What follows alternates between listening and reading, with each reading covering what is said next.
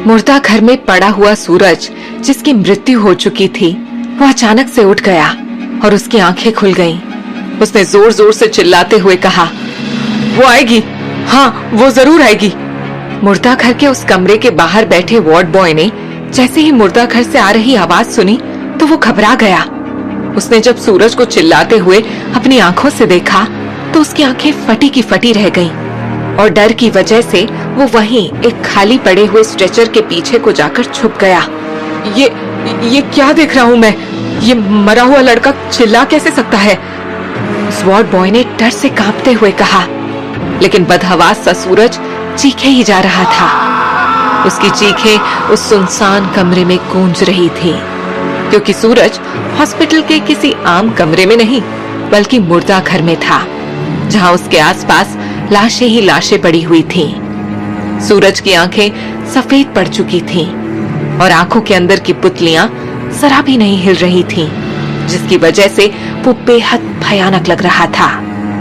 लेकिन हैरानगी की बात ये थी कि फिर भी सूरज चीख रहा था, और वो भी पूरी तेज आवाज में। तो वहीं दूसरी तरफ वहां से दूर अत्यंत ने नित्या पर जो अभिमंत्रित राख छिड़की थी, उसके प्रभाव से नित्या उस मर्तबान में भी तड़प रही थी और बुरी तरह से चिल्ला रही थी। अत्यंत ने उससे एक बार फिर पूछा, बोल, तू सच बताएगी या नहीं? बोल नित्या, बोल।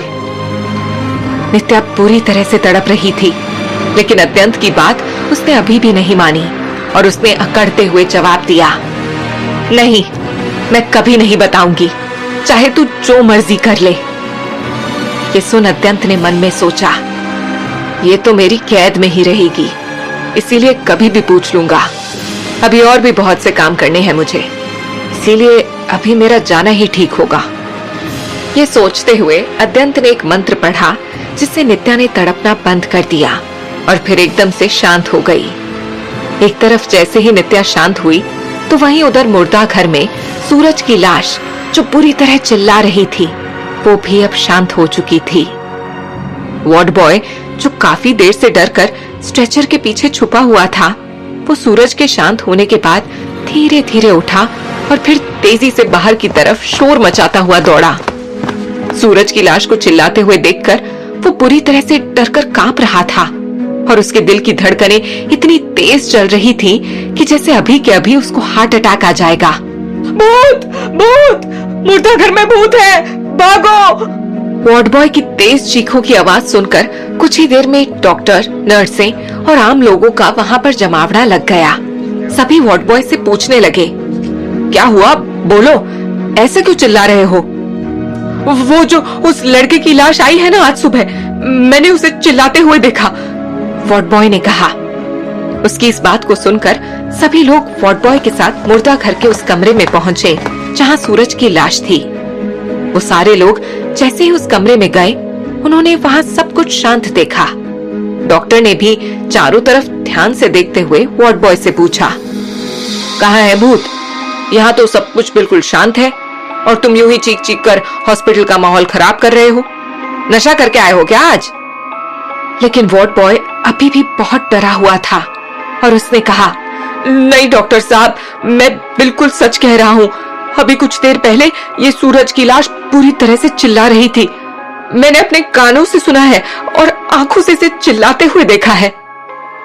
वार्ड बॉय ने अभी इतना कहा ही था कि तभी डॉक्टर ने चिल्लाते हुए कहा, फालतू की बातें मत करो, जाओ और मुंह पर पानी मार कर आओ। कुछ भी बकते हो। अरे मेरा आप सब यकीन करिए, मैं सच कह रहा हूँ, वार्ड बॉय ने अपनी आखिरी कोशिश करते हुए कहा। लेकिन किसी ने भी वार्ड बॉय की बात पर विश्वास नहीं किया और फिर सारे लोग उस कमरे से बाहर आ गए। एक तरफ सारे लोग मुर्दा घर से बाहर आ गए थे, तो वहीं दूसरी तरफ बेचैन सा रोहित आज फिर से एक बार अम्मा से मिलने के लिए थुनर गांव चल दिया। रोहित के मन में पुरोहित जी और अम्मा को लेकर बहुत से सवाल चल रहे थे और वो उन सवालों को अम्मा से पूछ लेना चाहता था। रोहित मन ही मन सोचने लगा, आज मैं माई से जानकर ही रहूंगा कि वो पुरोहित जी को कैसे जानती हैं, और अगर जान पहचान है भी तो इस तरह चोरी से वो मिलने क्यों आते हैं। खुद से ही बातें करते हुए रोहित ने थुनर गांव पहुंचकर सीधे अम्मा के घर का दरवाजा खटखटाया और अम्मा ने जैसे ही दरवाजा खोला तो यूं अचानक सामने रोहित को देखकर खुश हो गईं। उसके झुर्रियों से भरे हुए चेहरे पर एक अलग ही रौनक आ गई। उसने खुश होते हुए कहा, अरे विजय बेटा, तुम यहाँ? आओ, अंदर आओ। रोहित को यूं अचानक अपने घर पर देखते ही अम्मा इतनी उत्साहित हो गईं कि तेजी से रोहित का हाथ पकड़कर उसे घर के अंदर ले आईं। उसका अपनापन देखकर तो एक पल के लिए रोहित सब भूल ही गया, लेकिन फिर बिना बात को घुमाए रोहित ने सीधे अम्मा से कहा, माई, मुझे आपसे कुछ पूछना था, इसलिए यहाँ आया हूँ। हाँ, पूछो बेटा, क्या पूछना था, पूछो। अम्मा ने रोहित की तरफ बहुत प्यार से देखते हुए कहा। रोहित ने अम्मा से कहा, माई देखिए, बुरा मत मानिएगा, वो बात ये है कि दरअसल मैंने आपको और पुरोहित जी को बातें करते हुए देख लिया था, इसीलिए मैं जानना चाहता हूँ कि पुरोहित और आपका क्या रिश्ता है। मेरा कहने का ये मतलब है कि दोनों गांव में इतनी दुश्मनी होने के बावजूद भी वो आपसे चोरी से मिलने आते हैं, ऐसा क्यों माई? ये सब सुन अम्मा के चेहरे पर एक मुस्कान दौड़ गई और उन्होंने कहा, बस इतनी सी बात? तो तुम ये जानना चाहते हो कि पुरोहित जी मुझे कैसे जानते हैं? लेकिन जो मैं बताऊंगी उस पर भरोसा कर पाओगे तुम? अम्मा की बात सुन रोहित ने हैरान होते हुए कहा, कैसी बातें कर रही हैं आप माई? मैं भला भरोसा क्यों नहीं करूंगा? आप मुझे बताइए तो पहले। रोहित का जवाब सुनकर अम्मा ने कहा, तो ठीक है, सुनो, ये सालों पुरानी बात है। ये उस वक्त की बात है जब जया और विजय दोनों एक दूसरे से बेहद प्रेम करते थे। लेकिन जो जया थी वो एक रसूखदार इंसान की बेटी थी और काफी ऊंचे घराने से ताल्लुक रखती थी, इसलिए उन दोनों का प्यार किसी को भी रास नहीं आया। रोहित ने देखा कि ये सब बताते हुए अम्मा की आंखों से आंसू बहने लगे और उनका गला भर आया, इसीलिए उसने अम्मा से पूछा, क्या हुआ माई, आप ठीक तो हैं?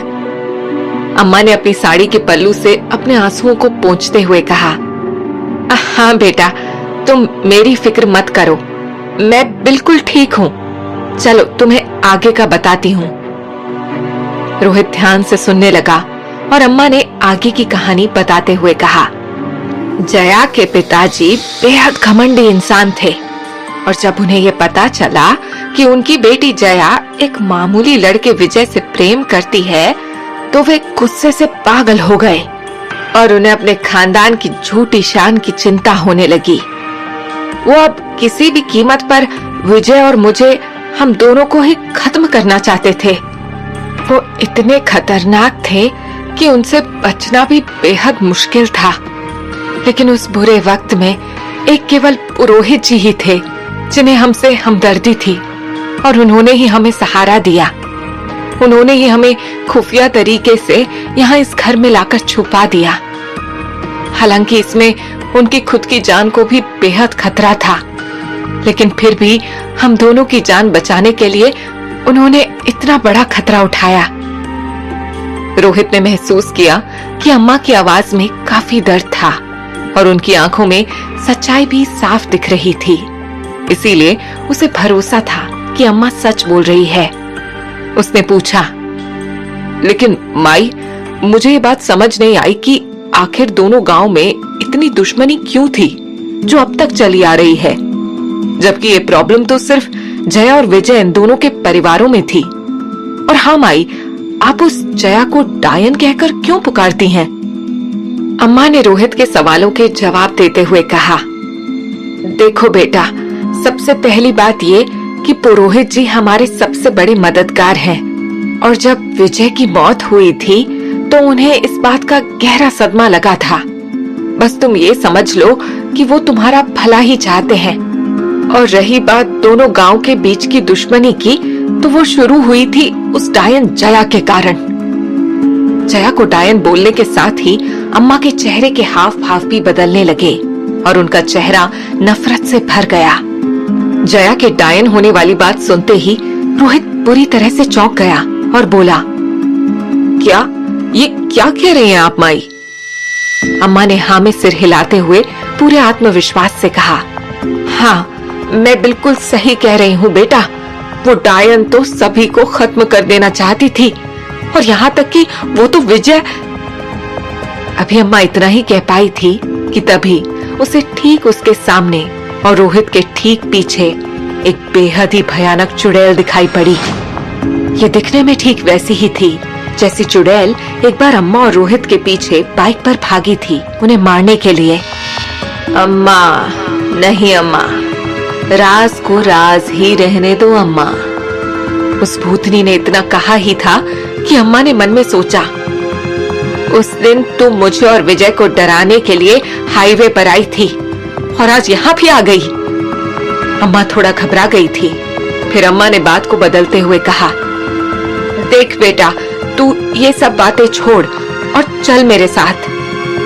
इतना कहते हुए अम्मा ने रोहित का हाथ पकड़ा और वो उसे अपने साथ अंदर ले गईं। एक कमरे में जिसके दरवाजे पर एक लाल रोली का धागा बंधा था। उस कमरे में जाते ही वो चुड़ैल जो उनके पीछे आ रही थी वो गायब हो गई।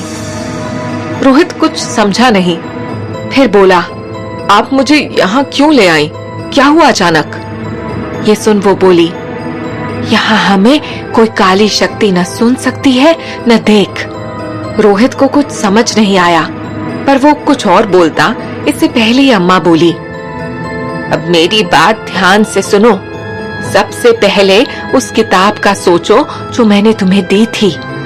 उसे किसी भी तरह खोलने का तरीका ढूंढो और ये पता लगाओ कि भला वो किताब चमकती क्यों है।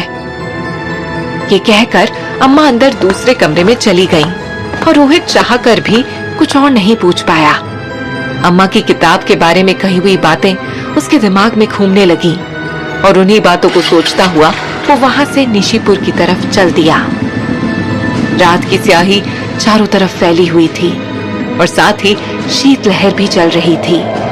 रात के लगभग 11 बज रहे होंगे और कड़ाके की सर्दी होने की वजह से लोग अपने अपने घरों में दुबके हुए थे। काशवी और मायरा भी गहरी नींद में थे कि तभी मायरा की नींद खुली और वो चौंक कर उठ गई। मायरा ने सामने दीवार पर लगी हुई घड़ी में समय देखा और मन में खुद से बोली, अभी तो 11 ही बजे हैं, मुझे लगा सवेरा होने वाला होगा। ये सोचते हुए वो जैसे ही दोबारा लेटने को हुई कि तभी उसे अचानक ही अपने पीछे किसी के होने का एहसास हुआ। ये इतनी रात का कौन है? कहते हुए मायरा जैसे ही पीछे पलटी उसे वही लोग दिखाई पड़े जिन लोगों की लाशें उसने नदी के पानी में तैरते हुए देखी थी। मायरा ने जैसे ही उन लोगों को देखा तो वो बुरी तरह से डर गई। इससे पहले कि वो कुछ भी करती, उन लाशों ने एक साथ कहा, हमारी मौत एक साजिश के तहत हुई है, एक बहुत बड़ी साजिश। काशवी अभी भी गहरी नींद में थी। इससे पहले कि मायरा कुछ भी कहती, वो लोग कमरे से बाहर की तरफ जाने लगे और देखते ही देखते दरवाजे के आर पार होकर चले गए। ये सब देख मायरा सुन्न रह गई। फिर अगले ही पल अपनी सारी हिम्मत जुटाकर मायरा उठी और तेजी से दरवाजा खोलकर कमरे से बाहर जाकर उसने चारों तरफ देखते हुए सोचा, अरे कहाँ गए वो लोग इतनी जल्दी? और इस बार मैं डरूंगी नहीं और सारे सवाल पूछकर ही रहूंगी। अभी मायरा खड़ी हुई ये सब सोच ही रही थी कि तभी उसे छप छप की आवाज आई, जैसे कोई पानी में चल रहा हो, और उसने चौंक कर उसी दिशा में देखा जिस दिशा से वो आवाज आ रही थी। मायरा की नजर कुछ पैरों के निशानों पर गई जो पानी में बन रहे थे और उसने ध्यान से देखते हुए सोचा, ये तो किसी पानी में भीगे हुए पैरों के निशान हैं। मुझे देखना चाहिए कि कौन गया है यहाँ से ऐसे पानी में भीगकर। यही सोचते हुए मायरा उन निशानों को ध्यान से देखती हुई उनके पीछे पीछे चल पड़ी। तो वहीं दूसरी तरफ रोहित, जो अम्मा से मिलने के लिए किसी दोस्त की बाइक लेकर गया था, वो वापस निशिपुर आ रहा था। आज तो बहुत देर हो गई, बस अब जल्दी से घर पहुंच जाऊं, रोहित ने खुद से कहा। चारों तरफ सन्नाटा पसरा हुआ था और रोहित ने बाइक की स्पीड काफी तेज की हुई थी। वो मन ही मन उस किताब के बारे में सोचते हुए बोला, क्या करूं, कैसे पता लगाऊं कि ये किताब खुद ब खुद चमकती कैसे है? कुछ तो कारण होगा ही उस किताब के चमकने का। रोहित खुद से ही सवाल किए हुए गांव की तरफ आ रहा था कि तभी उसे याद आया कि आखिरी बार वो किताब कब चमकी थी। मैं ये कैसे भूल सकता हूँ कि उस अलमारी में उस दिन रोशनी हुई थी जब मायरा मेरे साथ थी, और वो भी तब जब हम दोनों एक दूसरे के बेहद करीब थे। उस दिन अलमारी भी हिली थी, पर छिपकलियों की वजह से हमारा ध्यान उस तरफ गया ही नहीं। हाँ, मेरा अंदाजा गलत नहीं हो सकता। इसका मतलब मायरा का भी जरूर उस किताब से कोई गहरा रिश्ता है, लेकिन क्या रिश्ता है? अब ये तो शायद उस किताब के खुलने पर ही पता चल पाए। रोहित ने उस दिन को याद करते हुए कहा जिस दिन मायरा उसके कमरे में गई थी। इधर रोहित किताब को लेकर परेशान था, तो उधर मायरा अपनी सुध-बुध खोए उन पैरों के निशानों को देखते हुए काशवी के घर से निकलकर चली जा रही थी। रास्ते में वो गांव की बहुत सी गलियों से गुजरी और उसे ऐसे अकेला देखकर कई कुत्ते भी उस पर भौंकने लगे, लेकिन मायरा का ध्यान सिर्फ उन भीगे हुए पैरों के निशानों पर ही था, जो गांव की कच्ची सड़क पर बहुत अच्छी तरह से दिखाई दे रहे थे। मायरा इस वक्त ये भी भूल चुकी थी कि वो आधी रात को घर से नंगे पैर ही बाहर निकल चुकी है, और रास्ते में उसके पैरों में कई बार कंकर लगने के बावजूद भी वो चली ही जा रही थी। वो उन पैरों का अनुसरण करते हुए कब शमशान घाट पहुंच गई, उसे खुद भी नहीं पता चला। तेज हवा के चलने की वजह से उसके खुले हुए बाल उसके चेहरे को बार बार ढक रहे थे। मौसम भी काफी भयानक और ठंडा हो चुका था, लेकिन मायरा इतनी सर्दी होने के बावजूद भी पसीने से सरोबार हो चुकी थी। वो इस वक्त शमशान घाट के बीचों बीच खड़ी थी। मायरा इस वक्त शमशान घाट में अकेली खड़ी थी और अभी भी उसका ध्यान उन पैरों के निशान पर ही था। तभी अचानक से मायरा जो पैरों के पीछे पीछे बेसुध चली जा रही थी, वो चौंक गई। ये पैरों के निशान मुझे शमशान घाट ले आए, पर क्यों? तभी अचानक उसके ऊपर कुछ आकर गिरा। अपने ऊपर कुछ गिरते हुए देख मायरा बुरी तरह चीखते हुए तेजी से थोड़ा पीछे हो गई।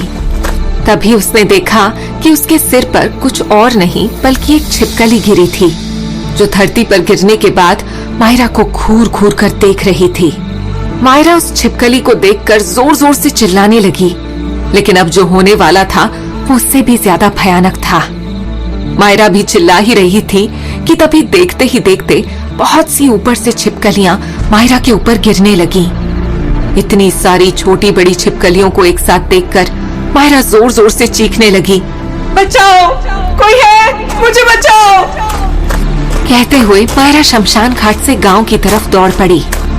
मायरा के लिए आज की रात बेहद भयानक थी और उसे कुछ भी समझ नहीं आ रहा था कि वो किस दिशा में जाकर खुद को उन छिपकलियों से बचाए। वो पागलों की तरह दौड़े जा रही थी, साथ ही ढेरों छिपकलियां भी उसके पीछे पीछे ही दौड़ रही थीं। वो कोई आम छिपकलियां ना होकर बहुत अलग तरह की छिपकलियां थीं, जिनकी दौड़ने की रफ्तार भी काफी तेज थी। ऊपर से उन छिपकलियों का रंग भी बिल्कुल गहरा काला था। तभी अचानक मायरा जोर से एक बड़े पत्थर से टकराई और धड़ाम से गिर गई। नीचे गिरते ही मायरा की जोर से चीख निकल गई, ओह गॉड, ये पत्थर कहां से आ गया बीच में? मायरा ने दर्द से कराहते हुए कहा। मायरा जिस जगह पर गिरी थी वहां ढेरों पत्थर पड़े हुए थे और उनमें से एक नुकीला पत्थर उसकी हथेली में लग गया था। पत्थर के लगने से मायरा की हथेली पर चोट लग गई थी, साथ ही उसके हाथ से खून बहने लगा। मायरा हाथ से बहता हुआ खून देखकर एक पल के लिए तो बुरी तरह से घबरा गई, लेकिन जब मायरा ने देखा कि उसकी हथेली से खून टपक रहा है तो खुद की ही हिम्मत बढ़ाते हुए उसने कहा, नहीं मायरा, तू हिम्मत नहीं हार सकती। इन छिपकलियों से बचने के लिए तुझे भागना ही होगा। यही सोचते हुए मायरा पूरी हिम्मत जुटाकर उठी और तेजी से एक बार फिर दौड़ने लगी। जैसे जैसे वो दौड़ रही थी वैसे वैसे उसकी हथेली से खून भी टपक रहा था। और जमीन की मिट्टी में मिल रहा था। इस पर भी मायरा बदहवास होकर दौड़े ही जा रही थी।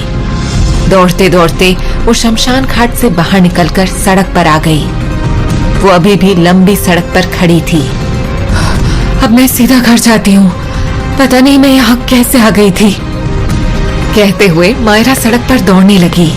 वो अभी कुछ देर तक गई ही थी कि तभी अचानक से वो किसी गाड़ी से टकरा गई और सड़क पर ही धड़ाम से गिर गई।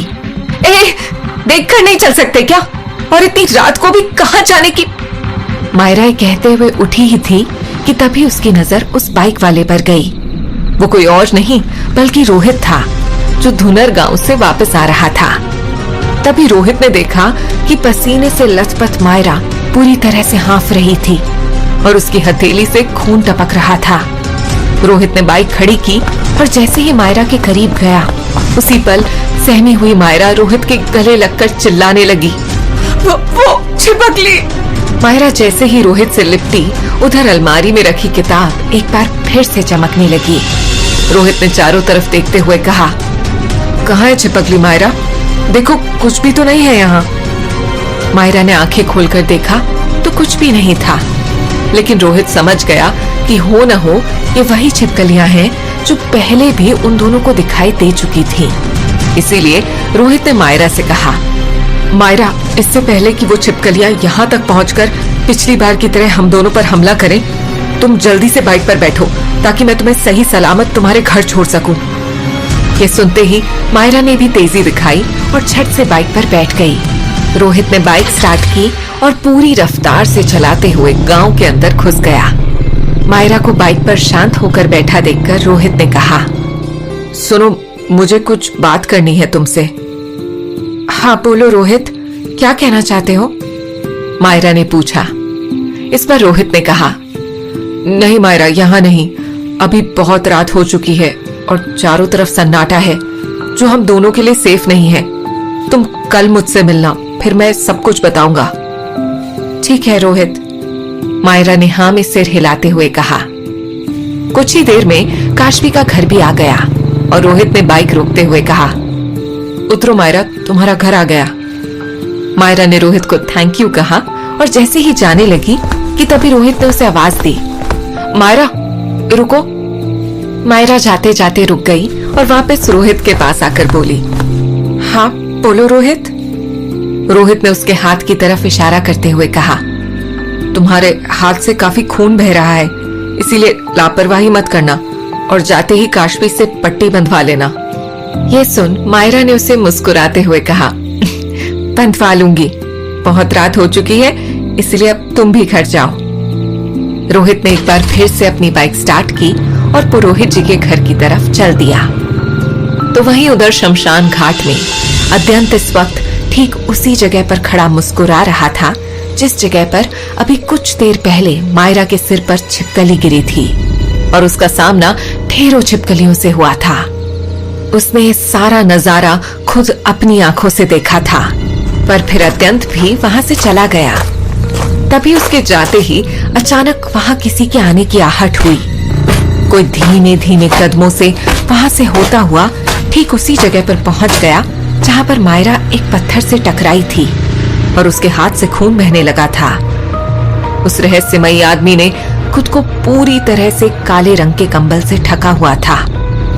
उसने ललचाई हुई नजरों से मायरा के फैले हुए खून को देखते हुए कहा, मिल गया, हाँ यही तो चाहिए था मुझे, आखिरकार मुझे मिल ही गया। कहते हुए उस आदमी ने कंधे पर टंगे झोले में से एक कांच की शीशी निकाली और मायरा के बिखरे हुए खून के पास बैठ गया। उसने खुद से ही कहा, अरे ये क्या, इस खून में तो मिट्टी भी मिल चुकी है, इससे पहले ये सूख जाए मुझे इसे मिट्टी के साथ ही उठा लेना चाहिए। ये कहते हुए उसने बोतल के ढक्कन की मदद से मिट्टी में मिला हुआ खून बोतल में भर लिया। उसके चेहरे पर कामयाबी की अलग ही मुस्कान थी और उसने खुद से ही बातें करते हुए कहा, जो चाहिए था आखिरकार आज मुझे मिल ही गया। ये कहकर वो एक बार फिर से रहस्यमयी तरीके से मुस्कुराया और चला गया। तो वहीं शमशान घाट के दूसरे हिस्से में अत्यंत तेजी से चलता हुआ अग्रानी बाबा के पास पहुंच गया, जो हर बार की तरह इस बार भी चिता के आगे ध्यान लगाए बैठे हुए थे। अत्यंत ने उन्हें आवाज देते हुए कहा, बाबा उठिए, मुझे आपसे बेहद जरूरी बात करनी है। अग्रानी बाबा ने अत्यंत की आवाज सुनते ही आंखें खोली और जलती हुई चिता की तरफ देखते हुए पूछा, क्या हुआ अत्यंत, आज इतने बेचैन क्यों हो तुम? अत्यंत ने अपनी चिंता दिखाते हुए कहा, बाबा बात ही कुछ ऐसी है कि चाह कर भी खुद पर नियंत्रण नहीं रख पा रहा हूं। अग्रानी बाबा ने अब अत्यंत की तरफ देखा और पूछा, ऐसी भी क्या बात है, मुझे बताओ, मैं कुछ निवारण बताता हूं। बाबा मुझे अंदर से ऐसा आभास हो रहा है जैसे कोई है जो इस रहस्य तक पहुंचना चाहता है, और यही वजह है कि आज मैं कुछ ज्यादा ही बेचैन भी हूं। अत्यंत ने अग्रानी बाबा से कहा। ये सुनकर अग्रानी बाबा बोले, ठीक है, मैं अभी देखता हूं। ये कहकर अग्रानी बाबा ने ठीक अपने सामने रखी हुई थाली में से राख को उठाया और आंखें बंद करके कुछ पढ़ने लगे। काफी देर तक कुछ पढ़ते हुए अग्रानी बाबा ने उस राख को आग में डाल दिया। राख को आग में डालते ही उस आग की लपटें बहुत तेज होकर ऊंचाइयों को छूने लगी।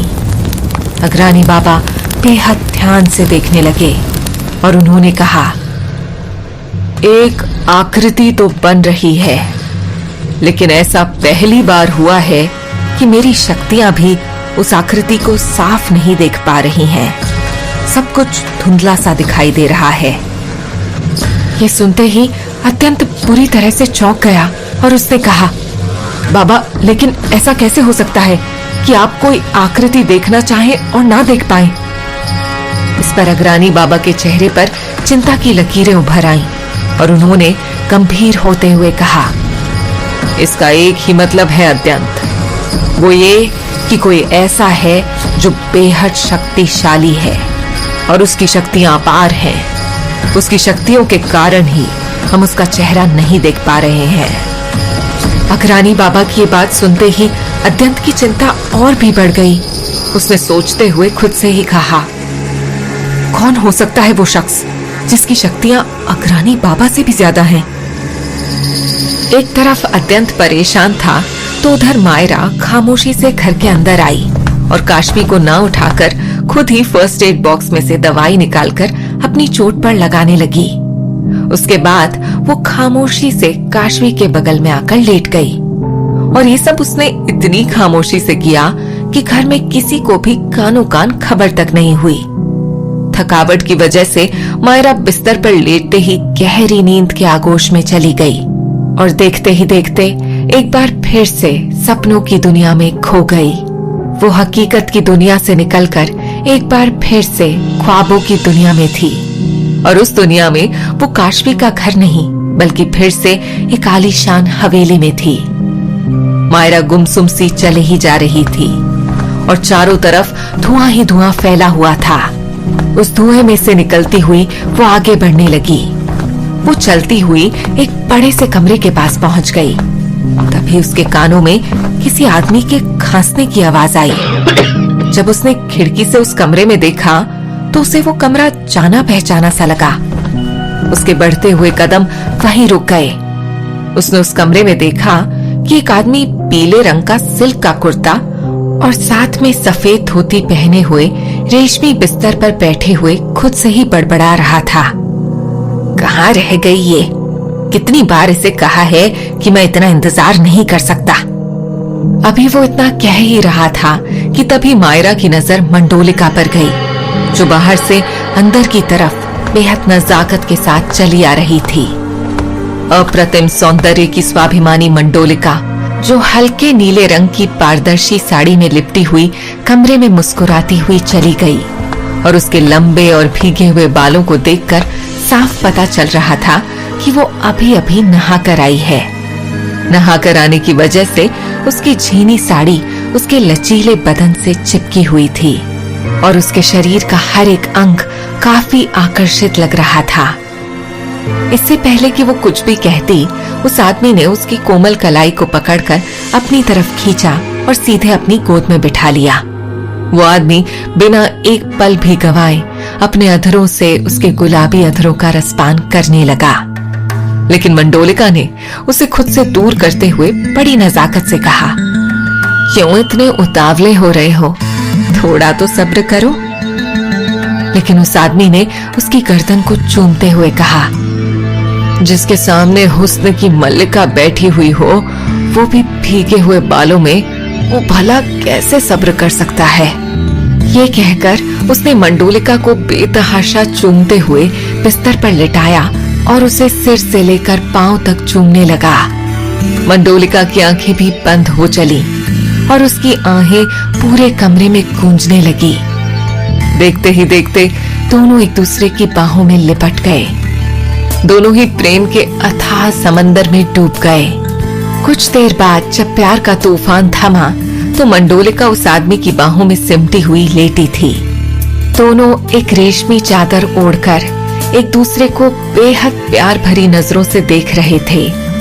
तभी उस आदमी ने मंडोलिका के उलझे हुए बालों में हाथ फेरते हुए कहा, बस सिर्फ एक बार वो तुम्हारा पति महेंद्र प्रताप रास्ते से हट जाए, उसके बाद कोई परेशानी नहीं होगी हमें। फिर बस तुम और मैं और हमारी मोहब्बत। उसकी इस बात पर मंडोलिका ने मुस्कुराते हुए कहा, हाँ, तुम बिल्कुल ठीक कह रहे हो। पहले बाप को हटाना है और फिर उसकी उस लाडली बेटी को, और फिर उसके बाद बस मैं तुम्हारी। ये कहकर मंडोलिका खिलखिलाकर हंसने लगी और उसकी हंसी पूरे कमरे में गूंज गई। मायरा जो दूर खड़ी सब कुछ देख रही थी, उसे अचानक ही मंडोलिका की हंसी कानों में चुभने लगी और जब उससे हंसी बर्दाश्त नहीं हुई तो उसने अपने दोनों हाथ अपने कानों पर रख चिल्लाते हुए कहा, नहीं, ये मेरे पिताजी के साथ धोखा है। बार बार ये बड़बड़ाते हुए अचानक ही मायरा की आंख खुल गई और उसने खुद को काशवी के कमरे में पाया। वो पूरी तरह से पसीने से भीगी हुई थी और उसकी सांसें भी काफी तेज चल रही थी। मायरा ने देखा कि काशवी अभी भी गहरी नींद में है तो उसने पास रखे हुए जग में से पानी लेकर पिया और फिर उस सपने के बारे में सोचने लगी। एक तरफ मायरा अपने सपने के बारे में सोच रही थी तो वहीं दूसरी तरफ पुरोहित जी के घर में रोहित, जो काफी देर से घर पहुंचा था और दिन भर की घटनाओं के बारे में सोच रहा था, उसकी बहुत मुश्किल से बस अभी अभी आंख लगी थी। लेकिन तभी उसे नींद में ही पायल की छम छम की आवाज सुनाई दी। इससे पहले कि रोहित कुछ समझता, उसके कानों में किसी लड़की की आवाज आई